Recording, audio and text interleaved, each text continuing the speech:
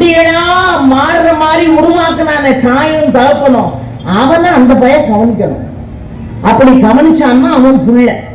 அதை விட்டுட்டு படிக்கிற காலத்துல ஒழுங்கா படிக்காம வளர்ந்துகிட்டே போறான நெடுமாடு வயமாறின்னு வேற வழி இல்லாம அவனுக்கு ஒரு பொண்ணை பார்த்து கல்யாணம் பண்ணி வச்சு எல்லாருக்கும் குழந்தை பிறகுன்னு அவனுக்கும் 2 குழந்தைகளாகி இப்ப தகப்பன தாயை கவனிக்க வேண்டிய பொறுப்புல உள்ளவன் தாய் தகப்பனை கவனிக்கிறதுக்கு சம்பாதிக்காம தான் உள்ள தான் பொண்டாட்டிக்காக பழையபடி அவங்க ஜீவனத்துக்காகவும் அவன் ஜீவனத்துக்காகவும் சேர்ந்து எவன் ஒருத்தன் பெத்த தகப்பன்ட்டே கை நீட்டுறானோ அந்த பையன் குடும்பத்துக்கு அட்டமத்து சனி.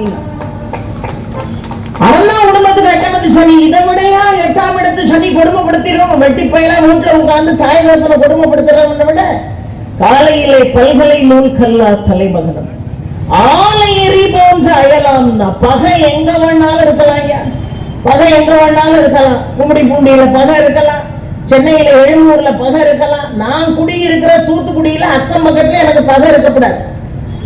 அப்படி பகையை சம்பாதிச்சுட்டா நெஞ்சு அடைச்சுக்கிட்டு வரும்போது புலவந்தாங்கள் 6 மணி நேரம் கழிச்சுதான் வரும். தூத்துக்குடிக்கு கனடால இருக்கிறவன் 12-18 மணி நேரம் கழிச்சுதான் ஓடி வருவான்.